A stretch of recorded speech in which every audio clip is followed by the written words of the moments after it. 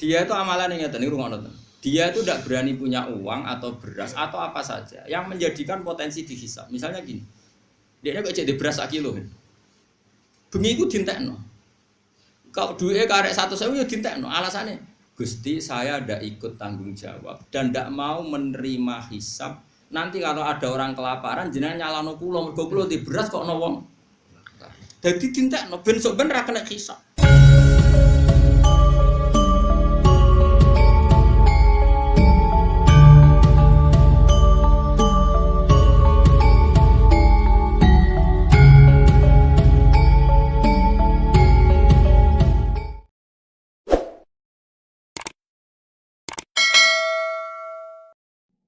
Rasulullah itu kan akmalul khalqi, orang terbaik. Dan Rasulullah mengajarkan orang itu birrul walidain, terutama ibu. Uwais Al-Qarni itu menangi Nabi. Saya ulang lagi, Uwais Al-Qarni itu menangi kanjeng Nabi. Kok kira orang menangi? Beliau seperiode dengan Nabi. Tonggo-tonggone kabeh wis do sowan kanjeng Nabi. Nangis. Nangis nangis. Karena diceritani wong do ketemu Rasul. Tapi setiap pamit ibu egois banget. Ibu Uwais Al-Qarni ku egois, pol egois. Lah cung, dulu kan jauh ya, artinya perjalanan kan mesti lama. Posisinya di Yaman. Kila di Irak, ya Yaman lah ya, itu Yaman atau yang dekat perbatasan Irak atau pokoknya kawasan situ. Pokoknya adoh. Ibu ora bareng. Nangis Uwais Al-Qarni. Ibu ku nak pengen ditinjuk gendong, ora mau njuk nuntun, juk gendong. Akhirnya Uwais Al-Qarni iktifa be ajarane Nabi. Piye-piye ngapi ibu iku ajarane Kanjeng Nabi. Aku ora ketemu Nabi tapi nglakoni ajarane Nabi. Iku gati ning ibu. Kabeh kancane tanggane do sowan Uwais Al-Qarni, Tapi apa yang terjadi? Justru ketika khalifah Kanjeng Nabi sepuh-sepuh sering ngendikan, ya Umar khairul qurun Uwais Al-Qarni, sampeyan periode terbaik ono umatku jenenge Uwais. Kowe nak ketemu njaluk donga. Jari Umar, kalau ketemu dekne alamate napa? Dekne iku tau penyakit baros. Njuk ngilangi pangeran terus dilangi kabeh ila mau diadir gak kecuali sak koin. Ke pangeran itu senengane ge iling-iling, anak ilang blas sawangane kok nanti penyakit. Nak wong saleh kok penyakit sawangane kok dongane ra mandi. Jadi ku pangeran. Lare koyo kula barang iku salahno. Kula nu nak donga mandi. Tapi kalau itu donga kadang ra mandi, termasuk donga nek sugih ora mandi. Mergo nak mandi kok berarti aku dijaluk tanggung jawab pangeran iku gara-gara kok donga sugih saiki katut wedokan. Iku salah kan. Lane kula seneng nak ra mandi. Mesti over nek mandi sugih over tak jamin. Ya rungokno ya. Terus wonge iku matane biru. Pokoke disifati mbek Nabi. Orangnya dulu hidup di Koren, sekarang hidup di sini. Singkat cerita, Uwais Al-Qarni itu enggak pernah ketemu Nabi. Tapi malah dipuji Nabi, orang terbaik di era tabi'in adalah Uwais Al-Qarni. Dan Nabi pesan ke Sayyidina Umar, kalau kamu ketemu harus minta doa ke dia. Ketika Umar itu jadi Amirul Mukminin, Uwais Al-Qarni singkat cerita sampai Rasulullah wafat atau intaqala ila rafiq. Nah wafat masih bagus. Intaqala ila rafiqil a'la. Niku mboten kepan. Ketika era Sayyidina Umar jadi Amirul Mukminin, terus setiap ada tamu dari Qarn itu kampung halamannya sinten? Uwais pasti ditanya. Hal fikum Uwais Al-Qarni? Apa di antara kalian ada Uwais Al-Qarni? Lama-lama saking mangkeli hadirin sering ada pertanyaan gitu dari seorang presiden. Sesuai takok. Lima daya Amirul Mukminin. Kenapa dengan dia? Dia itu walinya Allah gini-gini. Jari sopo? Uwais Al-Qarni ku gendeng. Karena di kampungnya dia itu nyun sewu tapi coba tiru. Dia itu jarang Jumatan. Dia itu makan itu dari pelonco, dari biti-biti itu semacam pelonco, kerai ning nggone zabal-zabal ini cara mriki kados kotoran apa jenenge. Sing dibebuan tleteng betul. Tempat sampah, di sana tempat sampah betul. Apa? Sing mburi omah dibebuan kotoran macam-macam, tapi ora di sana tempat sampah. Mas balah cara bahasa Arab. Jogangan ya jogangan. Wis ora ono tempat sampah. Koyo tau sugih koyo. Lama ono tempat sampah. Ora ono. Tempat sampah wong mapan. Omahku ora ono. Pertama wong engke-engke meneh mung saiki ono sampah organik to. Kaca apa nih? Kertas wong engke-engke ngono. Dianggap wong gendeng. Lah dekne dadi wali kutub terbaik di era tabi'in iku amale ngeten nak mbok tiru. Dekne misale di beras 1 kilo tapi aja tiru. Kowe ora ngarah dadi wali tetep rugi nih rugi. Rugi. Wis ora bakal dadi wali koyo sinten. Paling wali nikah. Iku mesti yang ngerti anak wedok ya. Lan kula niku mulane nek sing anak wedok ngaku wali yo oleh. Dia anak apa? Wali nikah maksudnya. Dia itu amalannya ngeten niku ngono to. Dia itu tidak berani punya uang atau beras atau apa saja yang menjadikan potensi dihisab. Misalnya gini. Dia kok cek di beras 1 kilo. Bengi iku dintekno. Kalau duitnya karek 100.000 ya dintekno. Alasannya Gusti saya ndak ikut tanggung jawab dan ndak mau menerima hisab. Nanti kalau ada orang kelaparan jenengan nyalano kula mergo kula di beras kok ono wong. Dadi dintekno ben sok ben ra kena hisab. Ono melarat kok ora pakai beras. Kula ora duwe. Jadi ya dake, artinya ya dake. Nah, akhirnya resiko apa? Dekne ora wani di klambi loro, kuwatire nek di klambi loro ana wong ra kelar tuku klambi. Sementara dekne di klambi ser. Ya mok sitok. Akhirnya apa? Kalau pas Jumatan kok pas iku najis, ya ora Jumatan. Mergo dekne pikirane putih. Lha mulane ngomong Jawa tiru ya. Kowe niru ora bakal dadi wali kutub, Pak. Paham? Wes walhasil. Lah dekne yo mau mangan barang sing diperebutkan. Dagangan senajan toh halal itu sesuatu yang diperebutkan, tapi nek wis didakok ning sampah.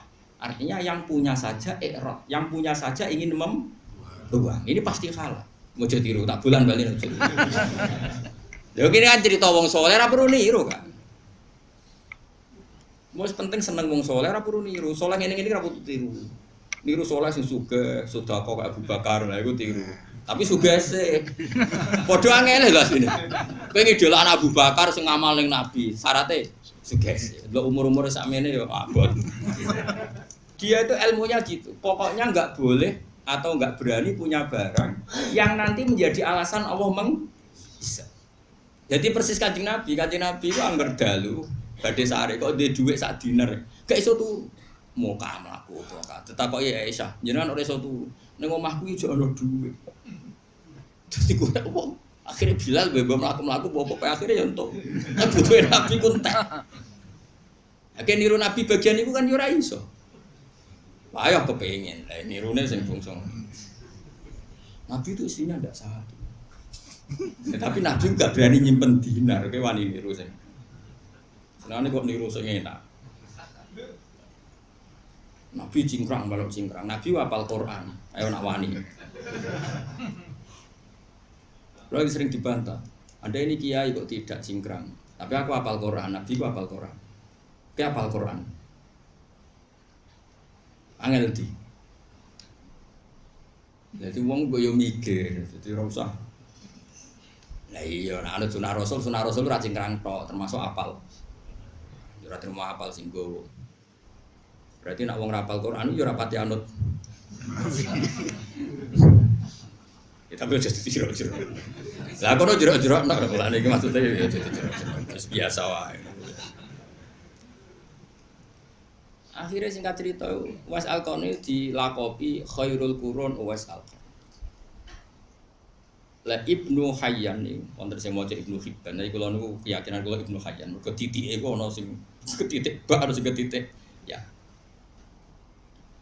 Itu seseorang yang tahu hadis tentang fadhail Uwais Al-Qarni.